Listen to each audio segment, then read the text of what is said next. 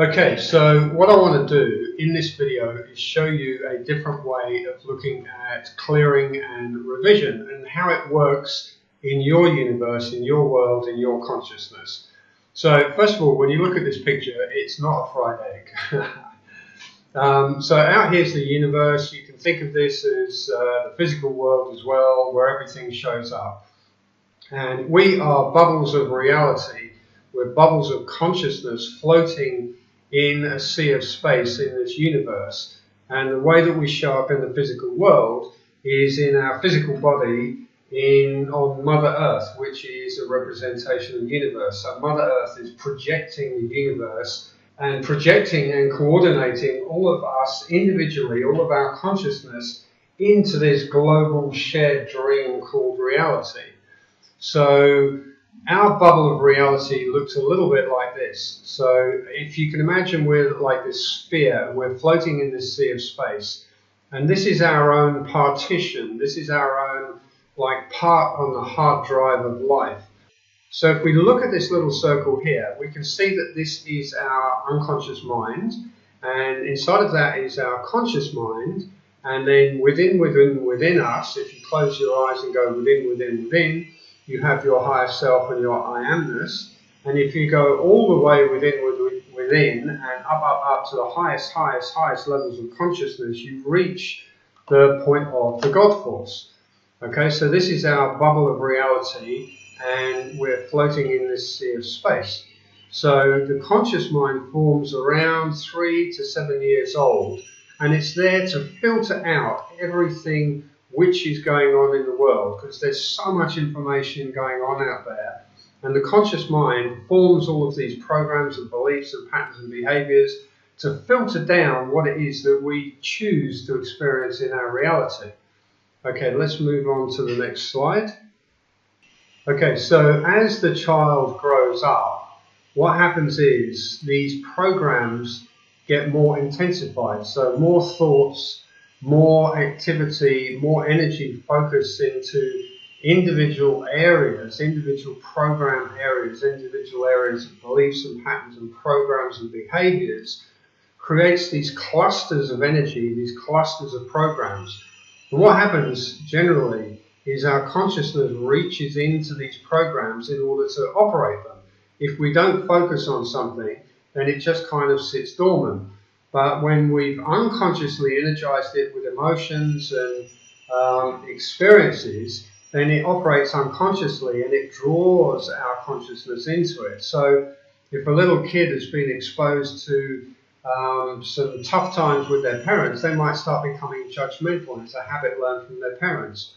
So this little cluster of programs is judgmental. They might have not good enough, or they might have not loved, or they might have manipulation. So they learn these little bits of programming in their lives in order to survive. Now, as the child grows up, the consciousness reaches out more into those programs, and now it's becoming ego. So instead of it just being a program that runs in the kid's life, it becomes a habit, it becomes a part of them, who they are. So their consciousness might be becoming more judgmental, or more not good enough, or more unloved, or more manipulating, or more resentment. Okay? And then as we grow up even further, we get these false selves forms, or these ego consciousness forms, where a person literally lives in their programming.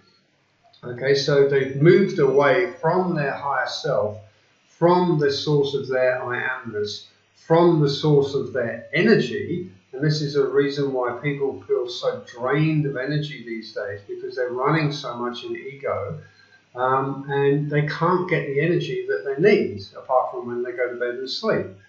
Okay, so these little clusters, this is the false self, this is the ego, and over here is the true self. Okay, so if we take this a step further, and we look at regular life, and what's going on for people in regular life? Well, you know, everybody wants to have some money in their life, so they think about investing or retirement or running a business. Some people think about gambling.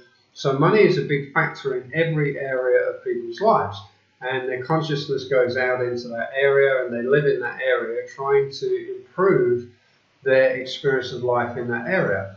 So from a health perspective, they might go off into this area and look at healthcare, medicine, energy, fitness programs, supplements, health insurance, doctor checkups, holidays, and again, money. So they form this little consciousness and they live in this little area here. And it goes for relationships, and it goes for actual money itself, and it goes for all the stuff we want in our lives, house, car, jewelry. So all of these areas begin to define the person, begin to define their personality, begin to define their ego, their sense of false self, as opposed to who they truly are, which is over here. So again, you can see that people are way away from where their energy source is, their I amness. Okay, so you can see down here that living in these areas of ego creates the stress, the worry, the fear, tiredness, anxiety, doubt, etc. Let's move on to the next slide. Okay, so how do most people deal with life in these ego areas? How do they deal with life in the way that they interact with other people? So, and this kind of everything gets layered one on top of another. So they might have greed and manipulation in this area over here in order to feel better, in order to get more, because the ego is always trying to get more stuff in order to feel more real.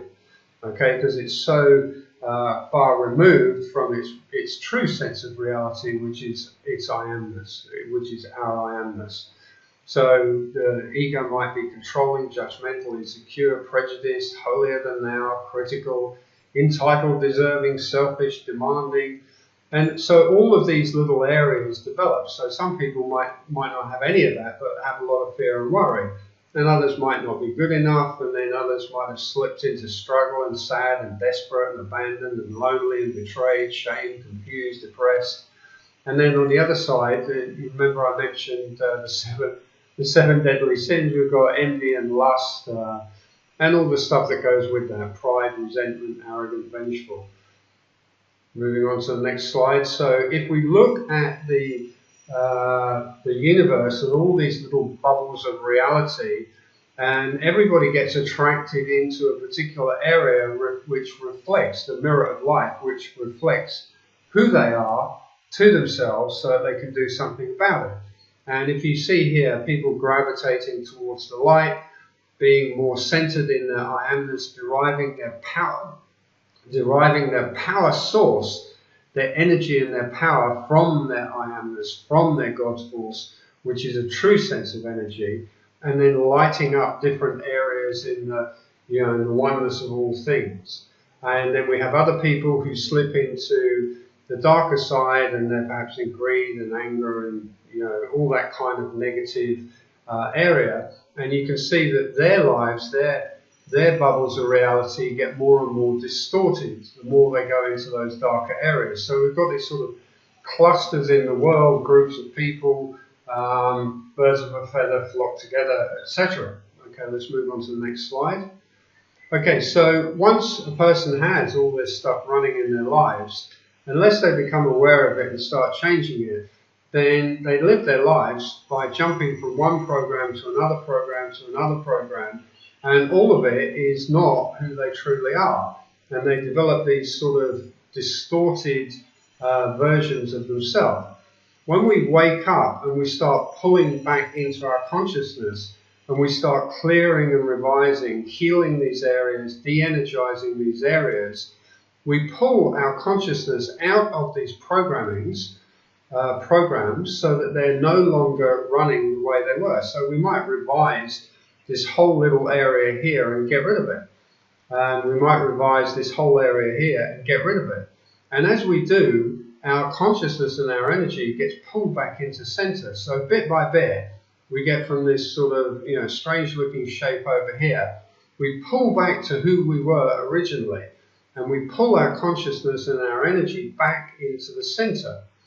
Okay, the more we do it, the more we become whole again. So we get in touch with the I amness, we wake up, we need less sleep, we wake up more energized in the mornings, and we get bent, and we get more centered, balanced, and powerful.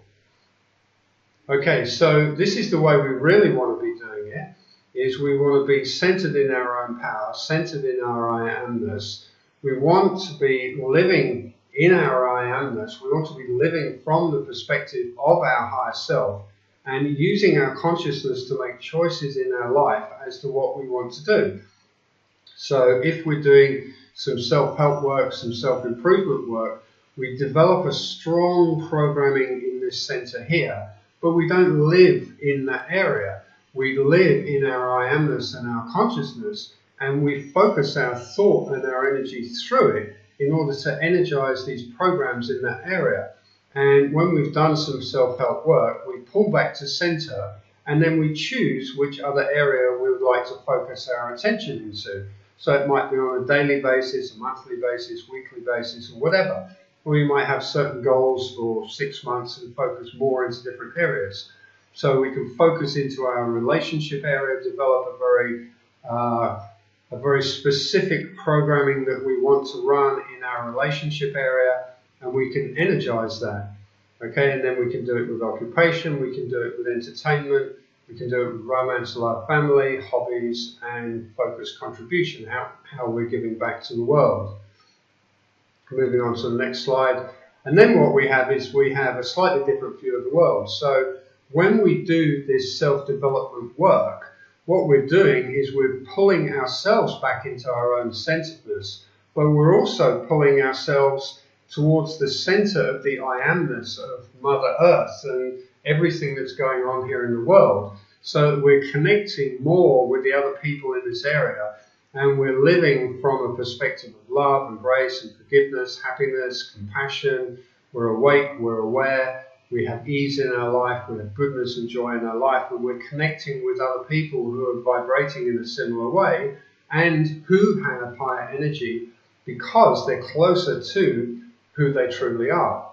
And outside, and you only need to turn on the television in this day and age to see how crazy the world is. So we've pulled back from that craziness. Yeah, we have to get on the train, we have to get on a plane, we have to go and do our shopping and stuff like that.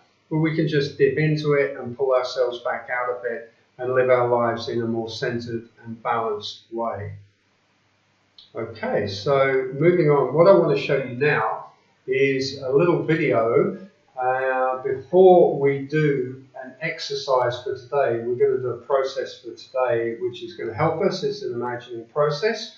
So I'll just show you a video. It was about an experiment which was done with people and with money, and it's quite eye-opening. It's actually quite shocking.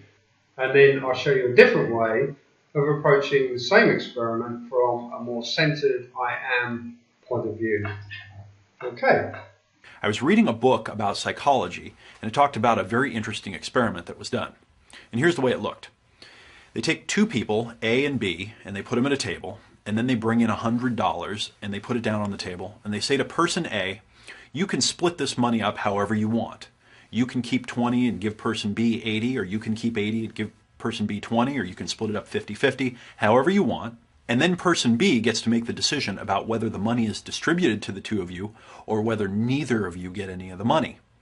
And what they were trying to figure out is there a threshold past which person B would say, you know what, this is unfair, you're trying to get more of the money, and I would rather that neither of us get any than to see you get more than me.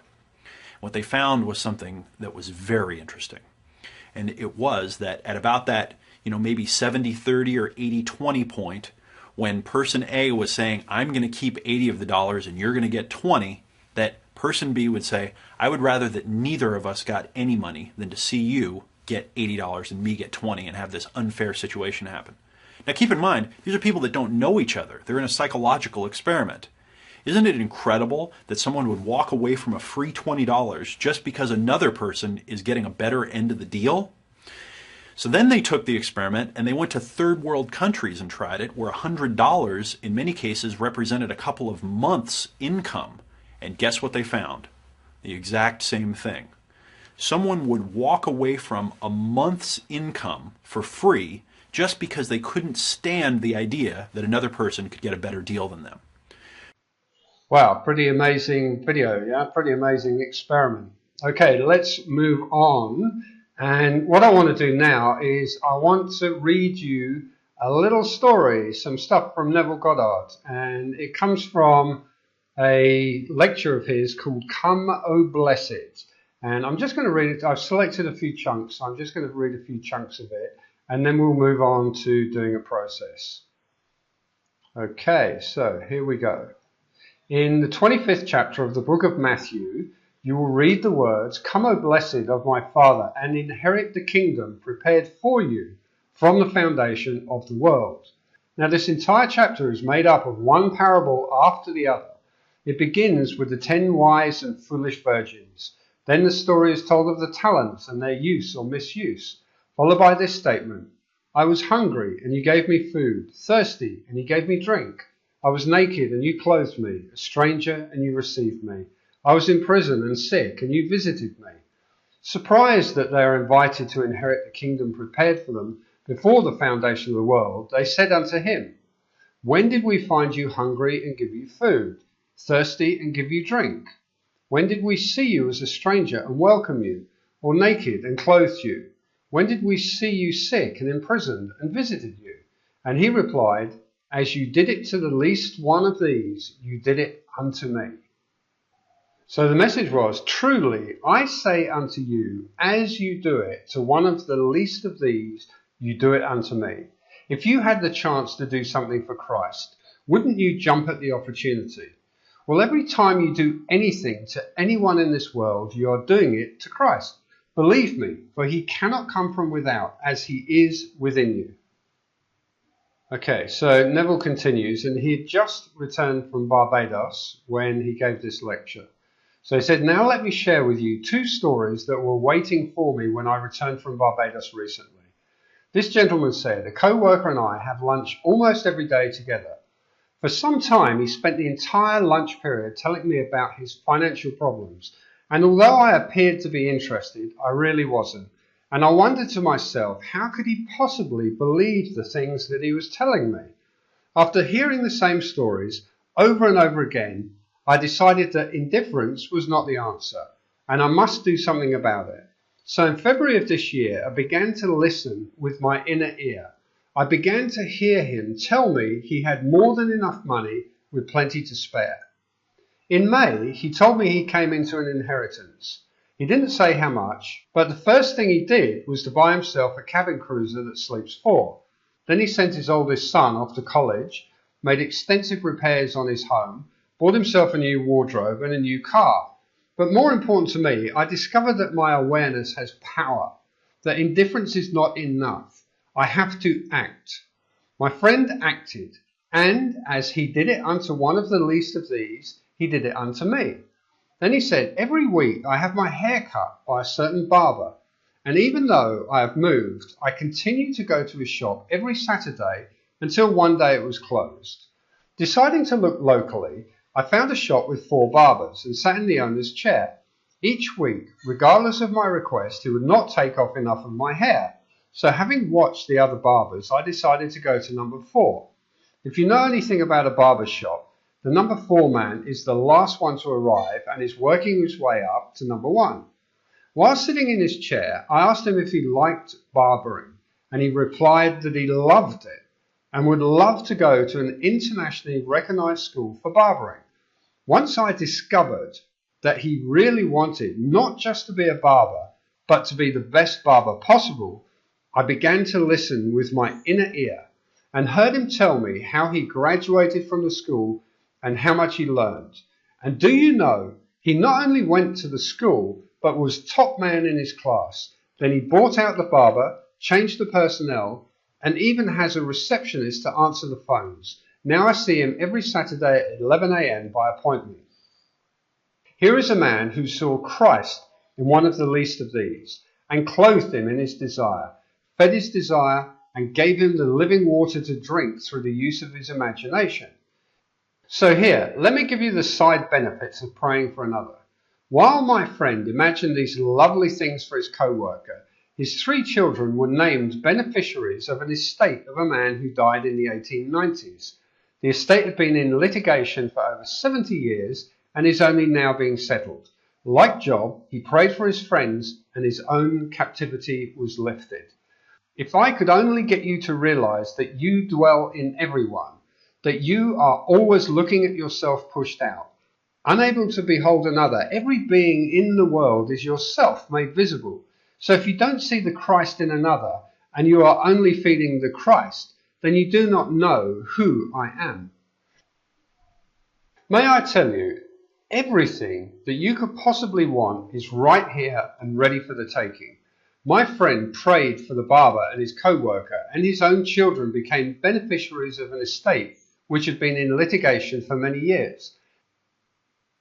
But as I said earlier, who would not give their right arm to serve Jesus Christ?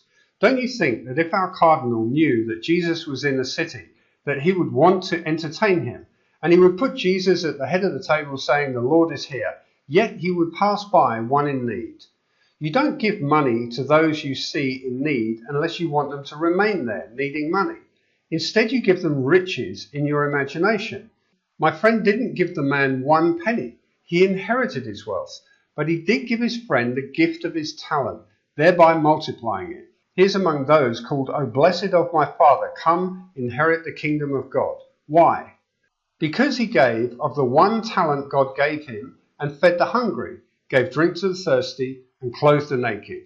When his friend was financially in prison and sick of heart because of his limitation, he didn't give him 1 nickel, but by exercising his God-given talent, he multiplied it. This is what I'm talking about. Use the talent that God gave you. Don't bury it, afraid to test its power. Exercise each talent, and as you do, your 5 will make 10. If you can only use 2, use them to the best of your ability, and they will increase. Then you will be highly commended, for you are not called upon to share physically with others, but to use your imagination and see them as you would like to be seen were you in their position. If you were in need, would you not appreciate someone imagining you're affluent? That's what my friend did, and that's what I'm asking you to do. Take me seriously and use your wonderful talent on the right side. We are told that a shepherd separates the flock, placing the sheep on the right and the goats on the left. So will our Heavenly Father separate us. It is said in a harsh way that those on the left did not apply their talents and are therefore condemned to everlasting hell.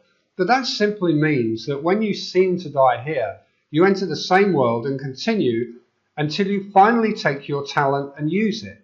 When you treat anyone as Christ, you do it unto me, and that joy you will feel as you do it. So I said to my friend, the doctor, regardless of who comes through your door, be it the richest man in town or the poorest, treat Christ and watch what happens in your world.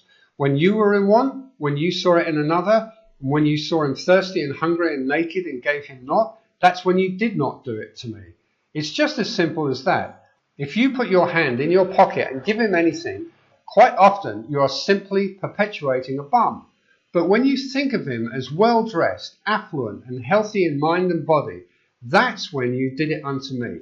You are only doing it to yourself, really, for Christ is the reality, the true identity of every being. The lady of the evening is Christ making a living. Instead of condemning her, lift her up in your mind's eye and see her affluent. She can still play the same part if she so desires, but take her out of the gutter. And remember, God is doing everything that man is doing, for God is man and there is nothing but God in the world. When you can see this, you will live by it and change your world.